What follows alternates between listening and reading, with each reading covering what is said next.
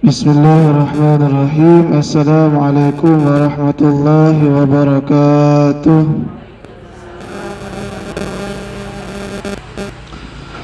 Alhamdulillah wa kafa wassalatu wassalamu ala nabiyil mustafa wa ala alihi wa sahbihi wa man wafa. Qala rabbi shrah li sadri wa yassir li amri wahlul 'uqdatam min lisani yafqahu qawli, amma ba'd. Fa ya ibadallah, usi nafsi wa iyyakum bitaqwallahi faqad fazal muttaqun wa la tamutunna illa wa antum muslimun. Faqala ta'ala wa dhakiran bidzalik ya ayyuhalladzina amanu taqullaha wa qulu qawlan sadida yuslih lakum a'malakum wa yaghfir lakum dhunubakum wa may yuti'illaha wa rasulahu faqad faza fawzan 'azima.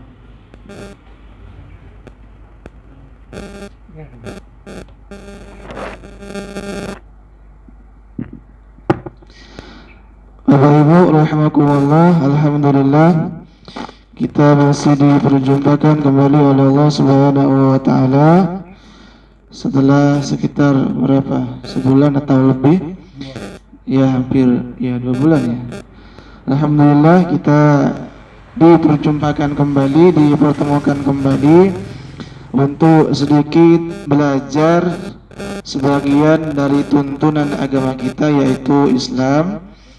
Adapun seperti pertemuan-pertemuan yang telah lalu, kitab atau rujukan yang kita bahas, yang kita ambil pada kajian kali ini adalah hadis Arba'in Nawawi. Ya, kitab hadis Al-Arba'in An-Nawawi. Ya. Ini kita masuk ke hadis yang 9 kalau tidak salah. Ya, hadis yang ke-9 Bapak Ibu rahimakumullah, berkaitan dengan perintah atau menjalankan perintah semampu kita. Tidak usah nguyu, maksudnya apa? Tidak usah nguyu, ya.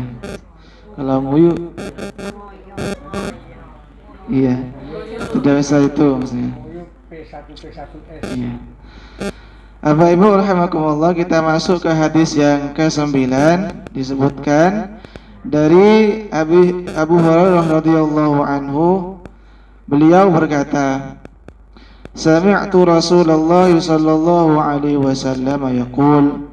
Kata Abu Hurairah, saya pernah mendengar Rasulullah bersabda. Apa sabda Rasulullah? Ma nahaitukum anhu fajtanibuhu. Segala sesuatu yang saya larang, fajtanibuhu, maka jauhilah. Wa ma amartukum bihi fa'tu minhu mastata'tum.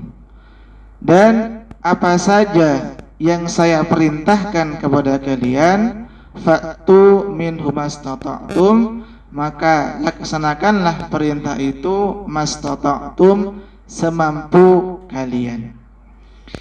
Fa innama ahlakal ladzina man qablakum kathratu masailihim. Sesungguhnya hal atau sesungguhnya sesuatu yang bisa atau sesungguhnya sesuatu yang membinasakan umat sebelum kalian adalah terlalu banyak bertanya. Wa ikhtilafuhum ala anbiya'ihim, dan berselisih terhadap nabi-nabi mereka. Jadi itu Bapak Ibu rahimakumullah sedikit terjemah dari hadis Arba'in yang ke-9. Kata Nabi kita sallallahu alaihi wasallam, apa saja yang saya perintahkan, apa saja yang saya larang, jauhi. Apapun yang saya perintahkan, lakukan semampunya. Rasulullah kemudian melanjutkan, hal yang dapat membinasakan seseorang adalah terlalu banyak bertanya yang enggak penting, yang anfaidah kalau bahasa sekarang gitu ya, yang tidak manfaatnya ditanya. Termasuk yang kedua yang bisa membinasakan orang adalah berselisih, menyalahi nabinya atau menyalahi Rasulullah sallallahu alaihi wasallam. Itu Bapak Ibu rahimakumullah, kita bahas satu persatu dari kalimat yang disampaikan oleh Rasulullah sallallahu alaihi wasallam. Kata Nabi kita, segala sesuatu yang beliau larang wajib kita tinggalkan, wajib dijauhi. Jadi jangan sampai dilaksanakan, yang paling layak adalah dijauhi. Misalkan Allah sebutkan dalam banyak tempat, kalau kita contohkan misalkan surah Al-Isra ayat 32, Allah mengatakan wala taqrabuz zina innahu kana fahisha. Jadi kata Allah di situ, janganlah kalian sekali-kali mendekati zina. Jadi ternyata zina kan jelas merupakan larangan Allah dan larangan Rasulullah, termasuk yang sekarang LGBT itu ya, yang hampir senada, ya zina ya senada lah, 11-12 gitu ya, atau saudara kandung gini. Kata Allah di situ, wala taqrabuz zina, jauhilah zina, atau jangan dekati zina. Di situ ketika Allah menyebut larangan, ternyata Allah tidak mengatakan jangan lakukan zina, tetapi Allah mengatakan jangan dekati zina. Artinya tidak hanya zinanya yang Allah larang, sesuatu yang bisa mengantarkan kepada perbuatan zina juga apa biasanya?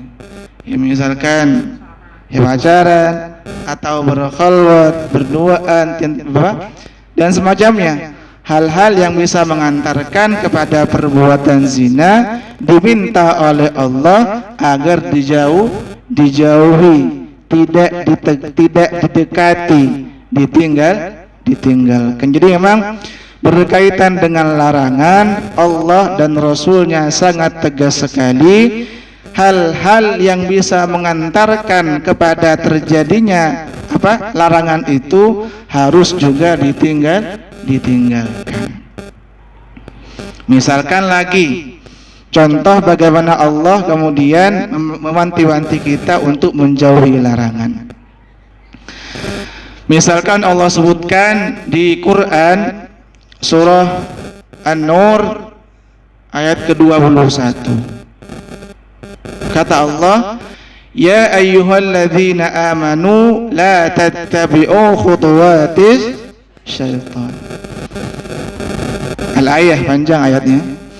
Kata Allah di situ, hai orang-orang yang beriman, janganlah kalian mengikuti langkah atau jejak setan. Allah tidak mengatakan janganlah kalian mengikuti setan, tetapi Allah mengatakan janganlah kalian mengikuti jejak langkah setan. Jelas lah gitu ya, kalau setannya pasti kita tidak akan ikut. Kalau jejak-jejaknya yang samar-samar itu bisa saja kita akan terjerumus. Jejak-jejaknya ini yang susah gitu ya. Kalau kita ketemu langsung ya jelas kita lari. Tetapi jejak-jejaknya, bisikan-bisikannya itu susah kita untuk untuk istiqamah ya.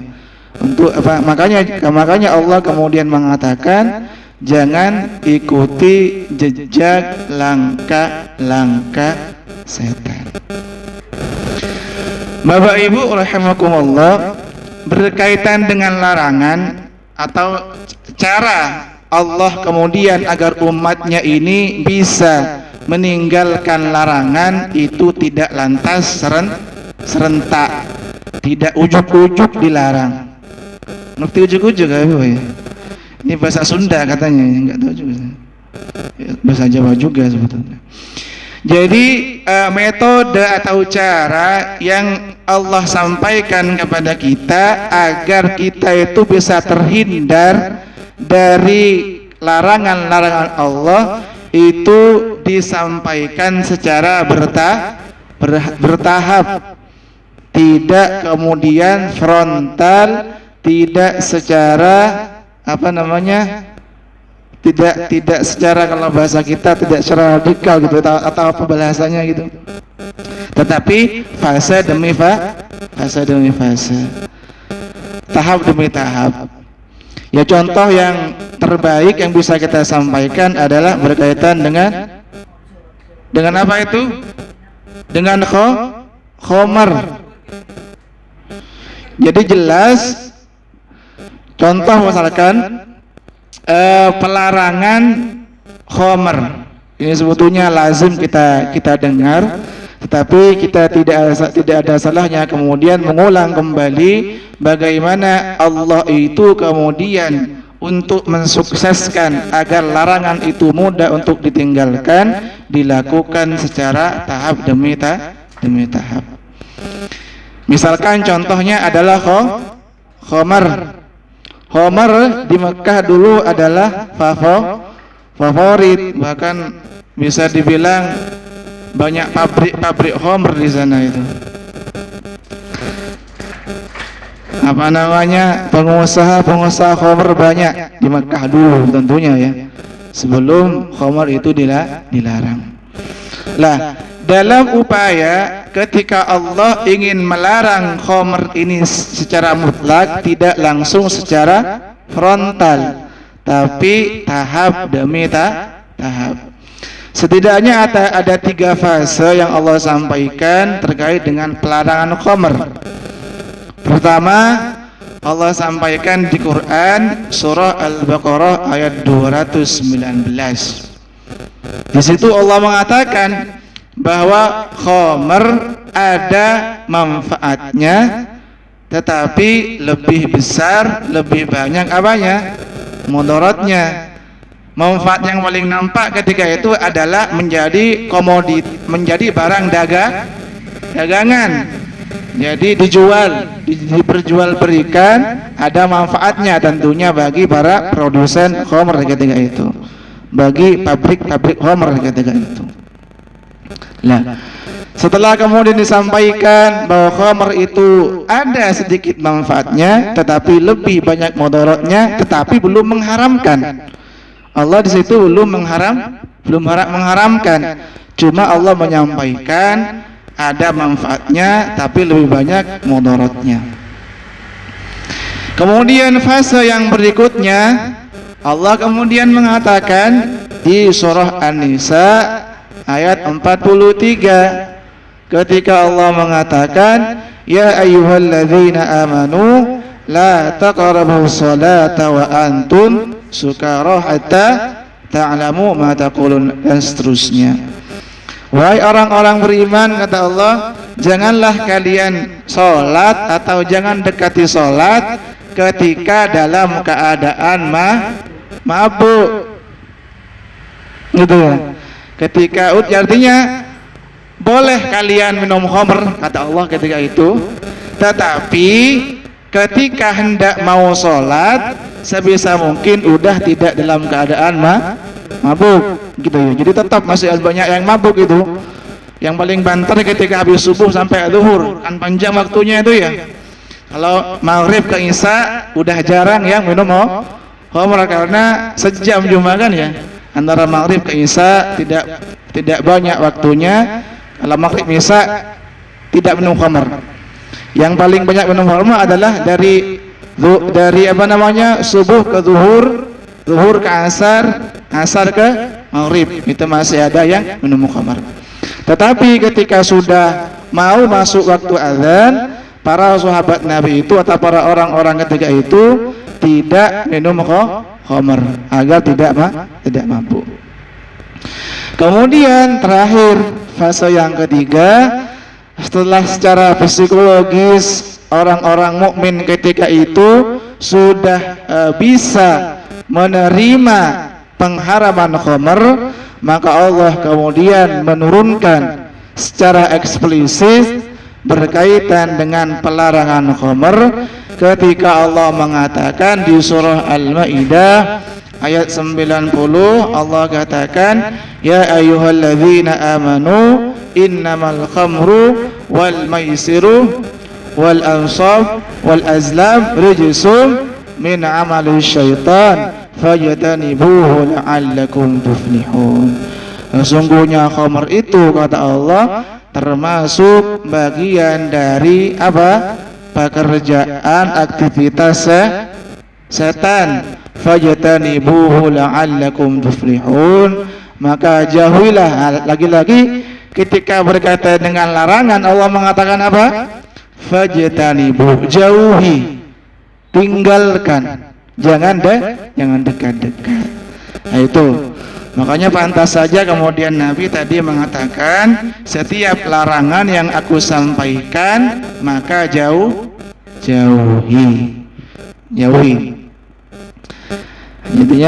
Artinya apa maksudnya untuk kita ketika untuk mensukseskan larangan itu dilakukan secara bertahap.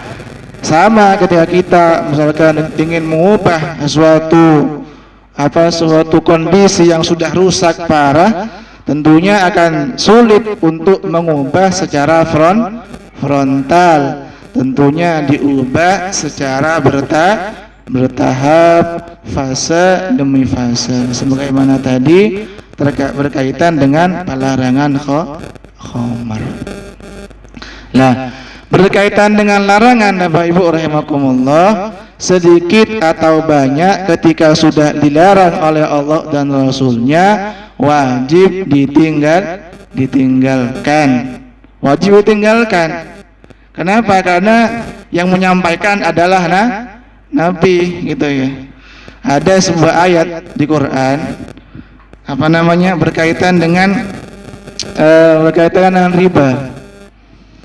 Misalkan Allah sampaikan di Quran surah Ali Imran ayat 130, Allah katakan, ya ayyuhalladzina amanu la ta'kulur riba adhafan mudha'afah. Al-ayah. Wahai orang-orang beriman, janganlah kalian memakan harta riba dengan berlipat-lipat. Misalkan kita menghutangkan orang 100 ribu, ketika dikembalikan 200.000, berarti 100 ribunya itu namanya riba. Ternyata di ayat tadi surah Ali Imran 130 Allah mengatakan, janganlah kalian makan riba yang berlipat ganda. Muncul pertanyaan, gimana kalau ribanya sedikit? Kita menghutangi 100.000, kembali 105.000, kan sedikit 5.000. Tetap haram, baik sedikit ataupun banyak, konsekuensi hukumnya tetap haram. Kenapa? Karena Allah menyampaikan berkaitan dengan riba itu, biasa emang orang-orang Mekah itu ketika menghutangkan, biasanya ribanya besar, 100.000 malah bayar 300 dan seterusnya. Artinya Bapak Ibu rahimakumullah, larangan ketika Rasulullah menyampaikan larangan sangat jelas sekali, harus ditinggalkan, dijauhi, jangan sampai didekati. Nah, termasuk juga sedikit atau banyak ketika itu dilarang oleh Rasulullah dan oleh Allah dan Rasulnya, itu juga wajib untuk ditinggalkan dan dijauhi. Bapak Ibu rahimakumullah, kita lanjutkan kepada hadis Nabi atau kalimat yang kedua dari sabda Nabi sallallahu alaihi wasallam. Kata beliau, wa ma amartukum bihi fa'tu minhu mastata'tum. Apa saja yang saya perintahkan maka lakukan semampunya. Ini agak sedikit beda ya Pak Ibu ya. Beda toh? Ketika Nabi menyampaikan perintah, diikuti dengan lakukan semampunya. Kayaknya Nabi tahu ya, ngerti kayaknya ini. Umatnya gitu-gitu juga gitu ya. Disuruh sholat tepat waktu, yang enggak tepat waktu dan seterusnya lah. Makanya kemudian Nabi mengatakan, ketika saya memerintahkan sesuatu, laksanakan semampunya. Tentunya ini juga didukung oleh firman Allah dalam Al-Qur'anul Karim. Allah sampaikan di Quran surah At-Taghabun surah ke-64 ayat ke-16 ketika Allah mengatakan fattaqullaha mastata'tum, bertakwalah kalian kepada Allah mastata'tum, semampunya. Tidak usah tidak usah berlebihan, tidak usah tidak usah ngoyo. Nah, itu semampunya. Kalau kita praktekkan sabda Nabi ini ya Pak Ibu rahimakumullah kepada kehidupan kita sehari-hari, misalkan Allah atau Rasulullah memerintahkan kita untuk berpuasa di bulan Ramadan. Ternyata kita sedang sakit, ya udah, gak usah ngoyo untuk berpuasa. Kalau sakit ya tidak usah berpuasa, nanti bisa diganti di hari-hari yang lain ketika sudah dirasa mampu baik fisik ataupun psikis untuk melaksanakan ibadah puasa itu. Termasuk juga sholat, sama. Rukun sholat salah satunya adalah berdiri, tapi bagi apa? Bagi yang mampu. Kalau enggak mampu tidak perlu memaksakan untuk berdiri sebagaimana kata Nabi, sholli qa'iman, sholatlah dengan cara berdiri fa illam tastati fa qa'idan, kalau enggak bisa berdiri ya duduk, fa illam tastati, kalau enggak bisa duduk fa muttaji'an, berbaring. Kalau tidak bisa berbaring salat fa'ala isyarat. Kalau sholat dengan isyarat tidak bisa dikubur, berarti sudah mati gitu ya. Udah disolatkan, tidak usah sholat lagi. Artinya tidak usah ngoyo ketika kita melaksanakan perintah dari Allah dan Rasulnya. Dan ini sebetulnya merupakan bukti bahwa Islam itu adalah agama yang mudah sebetulnya, yang mudah. Kalau nggak mampu ya sudah, tidak usah dikerjakan. Termasuk juga apa Ibu? Haji gitu ya, haji. Biasanya ayat yang sering dikutip ketika haji itu kan, walillahi 'alan nasi hajjul baiti man istata'a ilaihi sabila, kan gitu ya, surah Al-Imran 97. Haji itu wajib dilaksanakan, tetapi bagi siapa? Man istata'a ilaihi sabila, bagi orang yang mampu untuk melaksanakan perjalanan ke Baitullah. Semoga mampu ya. Tapi kayaknya jemaah di sini udah mampu semua ini. Tinggal yang ngomong ini yang belum. Ya, amin. Jadi bagi orang yang mampu untuk melaksanakan ibadah haji. Kalau enggak mampu ya enggak usah utang-utang tonggo jadi ini. Kalau enggak mampu ya sudah enggak usah utang-utang tonggo gitu ya. Sampai itu diantarkan keluarganya demi melaksanakan ibadah haji. Haji wajib, tapi tentunya bagi yang mampu untuk melaksanakan. Termasuk zakat wajib bagi siapa? Ibu yang mampu lah, bagi yang hartanya sudah mencapai nisab, katakanlah seperti itu. Ya kalau misalkan tidak mampu, udah hartanya pas-pasan, ya sudah, berarti dia bukan menjadi muzakki tapi menjadi apa? Mustahik, orang yang berhak menerima zakat, tidak usah dan tidak perlu minder Bapak Ibu rahimakumullah. Gimana saya nggak haji gitu ya? Ya sudah, nggak apa-apa kan, masih banyak ibadah yang lain yang bisa kita lakukan. Mungkin tahun ini enggak, tahun-tahun berikutnya bisa melaksanakan haji. Termasuk sedekah. Kalau tidak mampu tidak usah maksa. Bahkan ada kemarin saya baca di Bulughul Maram itu di catatan kakinya penjelasan dari Syekh Al-Utsaimin, kata beliau, fa inna sadaqata min malin qalilin afdalu min sadaqati min malin katsir. Mungkin ini pernah kami sampaikan Bapak Ibu rahimakumullah. Sedekah dari harta yang sedikit itu lebih utama dari sedekah dari harta yang banyak gitu ya. Saya infak 10.000, Pak Sabari infak 10.000, lebih banyak mana? Ya saya lah gitu ya. Walaupun nominalnya sama, atau mungkin saya infak 100.000, Pak Sabari infak 1.000.000, lebih banyak mana? Saya kayaknya. Karena tidak sebanding dengan hartanya gitu ya. Tidak sebanding dengan hartanya. Karena hartanya udah ratusan miliar mungkin gitu ya. Atau persentasenya dihitung persentasenya. Makanya sangat wajar sekali kemudian saya Al-Utsaimin mengatakan demikian.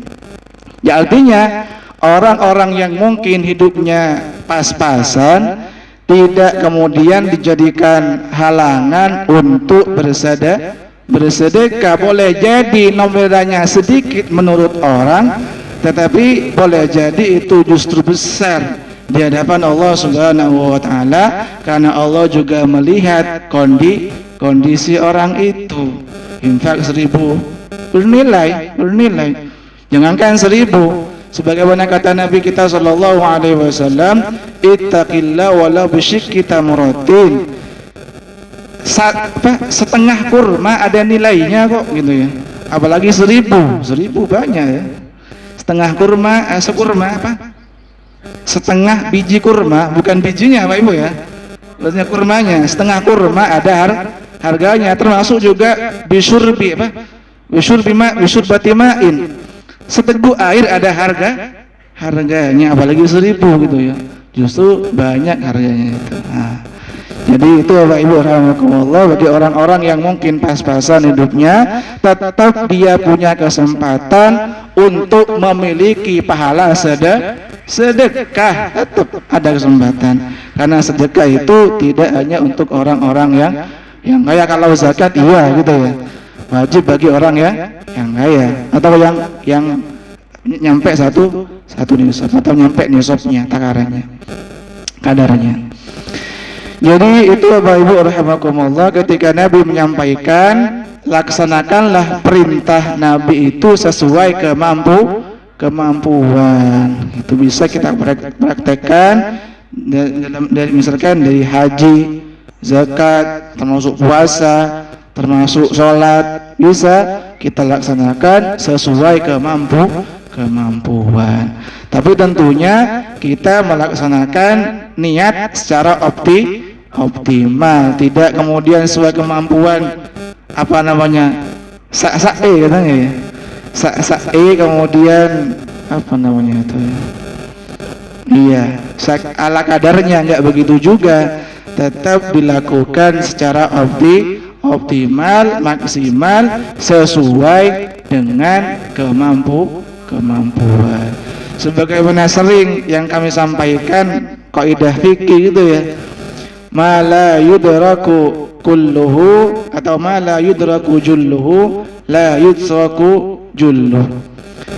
Sesuatu yang tidak bisa digapai secara sempurna bukan berarti ditinggalkan semuanya gitu ya. Ya ini seperti ini. Seperti contoh kita sulit matematika sulit dapat 100, ya setidaknya 95 gitu ya, atau 90 lah gitu ya setidaknya, ya gitu-gitu. Sesuatu yang tidak bisa digapai secara sempurna bukan berarti ditinggalkan semuanya. Sama ketika kita tidak bisa sholat berdiri, ya duduk. Jadi insya Allah pahalanya juga sama. Amin. Bapak Ibu rahimakumullah. Jadi itu statement dari Nabi kita Shallallahu Alaihi Wasallam. Yang kedua, bahwa ketika Nabi memerintahkan kita, laksanakan semampunya, karena bagaimanapun Allah tidak membebankan kita untuk melakukan sesuatu di luar batas kemampuan kita. Ayatnya masyhur sekali, la yukallifullahu nafsan illa surah Al-Baqarah ayat terakhir ya 286. Allah tidak membebankan seseorang itu di luar batas kemampuannya. Kira-kira seperti itu. Bapak Ibu rahimakumullah, kita lanjutkan ke potongan hadis yang tadi, kalimat yang terakhir ya kalau tidak salah.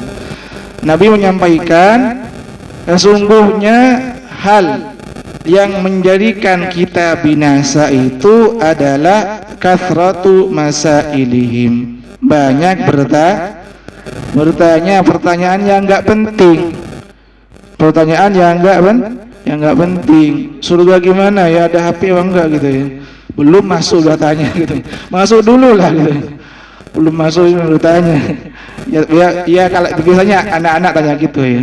Ustaz dari ada WC enggak gitu ya. Masuk dulu lah, nanti terserah nanti itu gimana gitu. Siapkan bekal terbaik dulu, nanti kalau udah masuk bisa minta. Bertanya pertanyaan yang tidak penting. Boleh jadi kalau kita bertanya itu justru akan memberatkan kita, dan ini memang diisyaratkan oleh Allah Subhanahu wa taala. Misalkan Allah sebutkan di Quran surah Al-Maidah surah ke-5 ayat 101.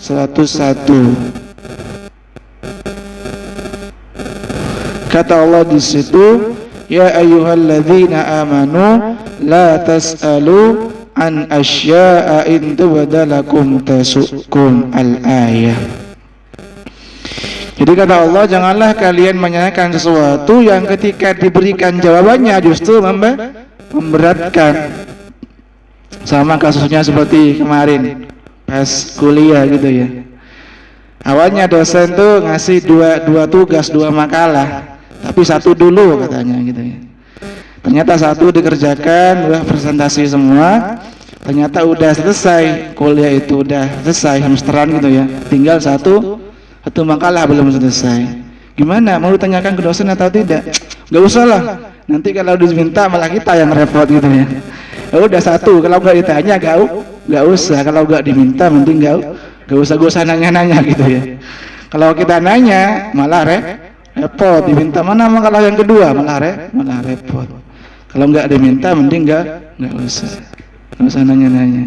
Kemudian teman saya ngutip ayat itu, apa ayatnya? Ya ayyuhalladzina amanu, kata dia, wahai orang-orang beriman, janganlah kalian menanyakan sesuatu yang ketika diberikan jawabannya malah merepotkan gitu. Ayatnya dikutip sama dia itu, mantap saya bilang. Gitu. Artinya ya benar juga gitu ya. Pertanyaan yang ketika diberikan jawaban malah justru memberatkan kita.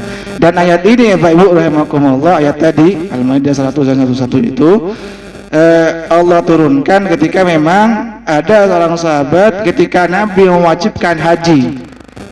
Karena Rasulullah mewajibkan kita haji bagi yang mampu. Kemudian ada sahabat yang bertanya, ya Rasulullah, apakah haji itu wajib tiap tahun? Kata dia. Rasulullah kemudian kurang berkenan. Ya udahlah, kalau saya bilang sekali aja ya sudah sekali, nanti ketika saya wajibkan setiap tahun malah repot gitu ya. Repot gitu ya. Malah repot. Makanya kemudian banyak bertanya, walaupun banyak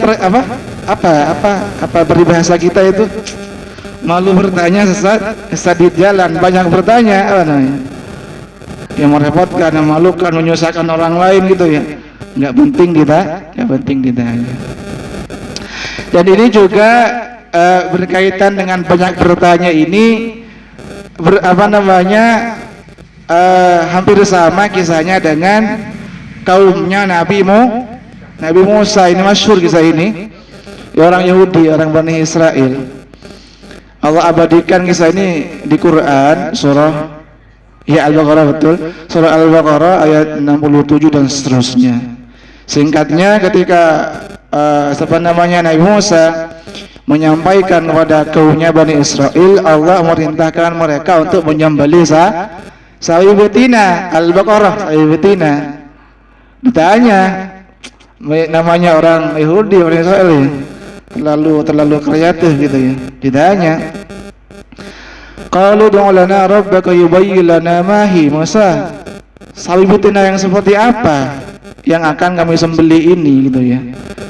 Nabi Musa kemudian menjawab, sapi yang tidak tua, tidak muda gitu ya. Ya, yang sedang-sedang saja lah. Ini jadi lagu juga ini, yang sedang-sedang saja ini. Ya, yang tidak tua, tidak udah nenek-nenek, tidak juga berat. Kalau kita ya. Tidak ala faridu wala bikrun, kata Allah di situ. Tidak tua, tidak juga terlalu muda. Awanun baina dzalik, tapi tengah-tengah gitu ya. Belum jelas lagi penjelasan Nabi Musa itu. Tanya lagi.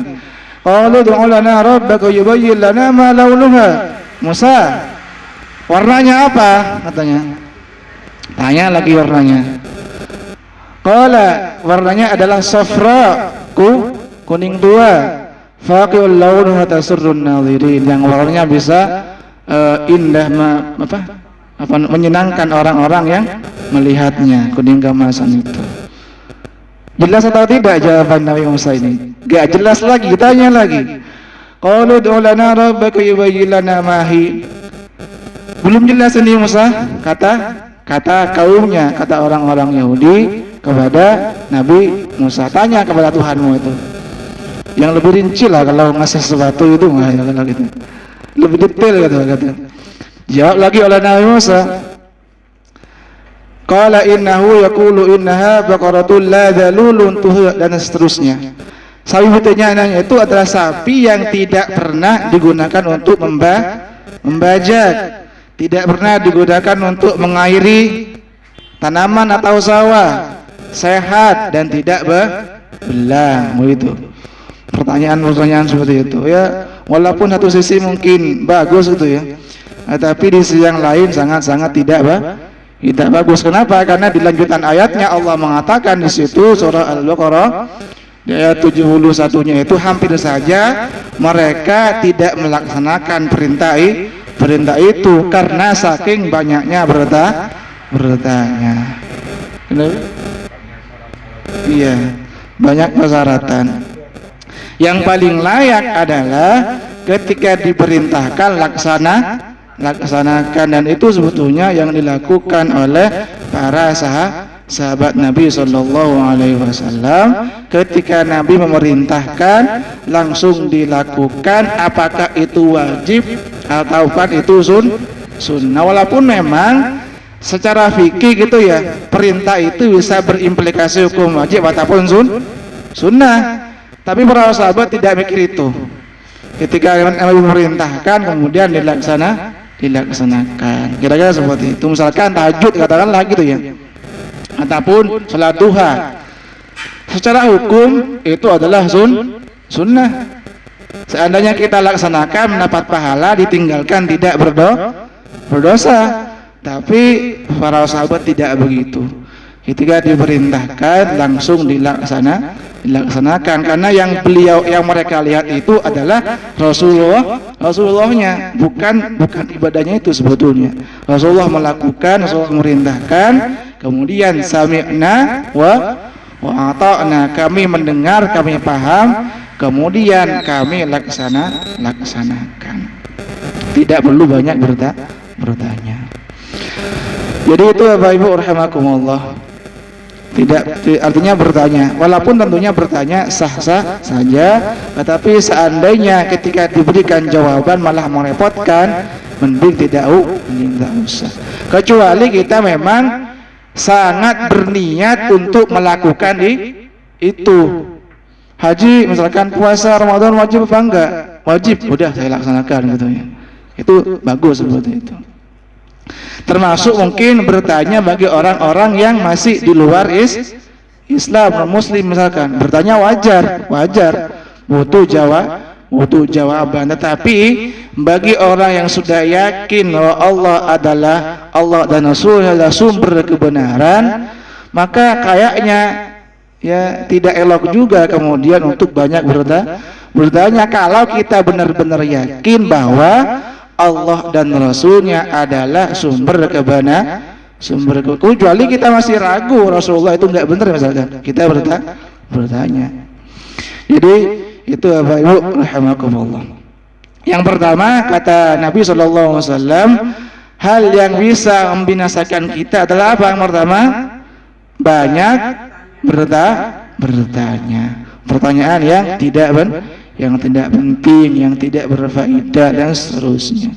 Apalagi bertanya perkara-perkara gaib seperti tadi, surga, neraka, seperti apa, ada aslinya atau tidak dan seterusnya lah.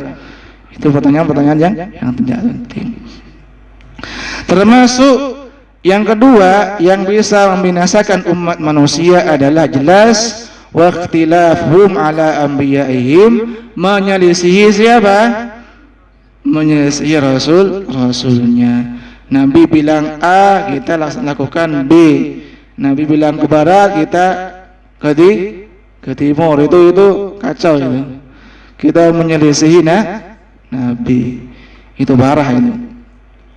Padahal kata Allah Subhanahu wa taala, Allah sebutkan di Quran misalkan di banyak tempat sebetulnya.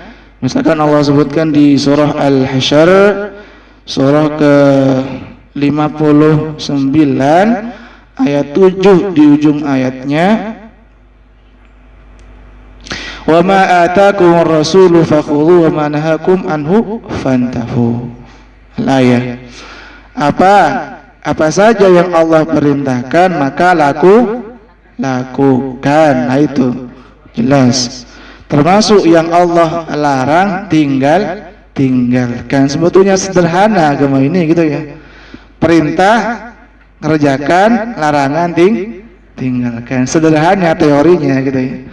Tapi pada prakteknya sulit. Apalagi larangan gitu ya.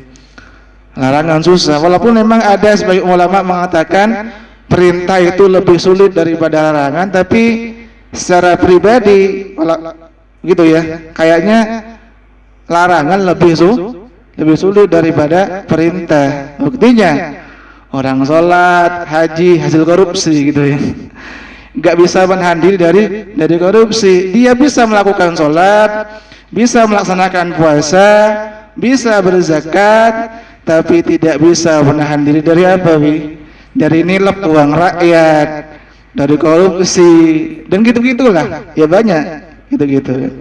Dia sholat juga termasuk.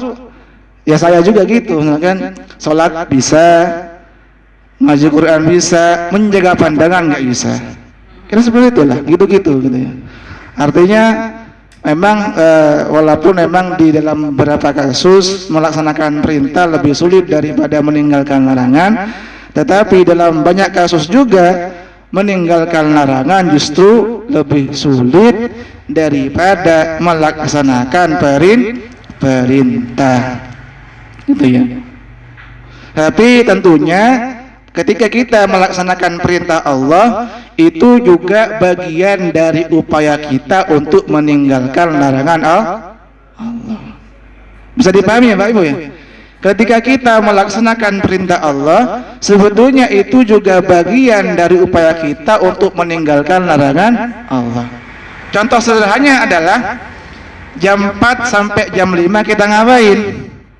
Sekarang ini kajian. Itu otomatis kita tidak sedang melaksanakan kemaksiatan. Makanya tadi saya sampaikan, ketika kita melaksanakan perintah itu sebetulnya bagian dari upaya kita untuk meninggalkan larangan. Dan bahkan melakukan ketaatan atau melakukan perintah Allah itu juga menjadi media untuk kita agar terhindar dari kemaksiatan. Apa contohnya? Kata Allah, inna salata tanha 'anil fahsya'i wal munkar. Surah apa itu? Surah Al-Ankabut ayat ke-45. Jadi kata Allah di situ, inna salata tanha 'anil fahsya'i wal munkar. Sesungguhnya salat itu bisa mencegah dari perbuatan keji dan mungkar. Artinya alhamdulillah salat dijadikan oleh Allah tameng media agar kita bisa terhindar dari perbuatan kemaksiatan dan dosa, walaupun memang di sebagian orang salat jalan maksiat jalan. STMJ namanya itu, sholat terus maksiat jalan. Nah itu STMJ namanya. Kira-kira ada nggak seperti itu? Ada. Ya kayaknya saya masuk di situ ya. Ya tapi semoga enggak gitu ya. Amin. Jadi itu Bapak Ibu rahimakumullah sedikit yang bisa disampaikan hadis Nabi kita SAW dari hadis Arba'in yang ke-9 yang pada intinya ketika larangan disampaikan oleh Rasulullah kita wajib untuk menjauhi, meninggalkan, termasuk ketika Nabi kita menyampaikan perintah dilaksanakan, tidak perlu bertanya sejauh mungkin dan dilaksanakan semampunya, tapi tentunya tidak dilakukan seenaknya. Maksud semampunya itu secara optimal, walaupun memang namanya manusia tetap memiliki kekurangan. Gitu. Udah sekian yang bisa disampaikan. Ini Ustazah Fali udah mengasih kode kayaknya menyampaikan sesuatu ini. Sekian yang bisa kami sampaikan, semoga bermanfaat. Kami tutup dengan salam. Assalamualaikum warahmatullahi wabarakatuh.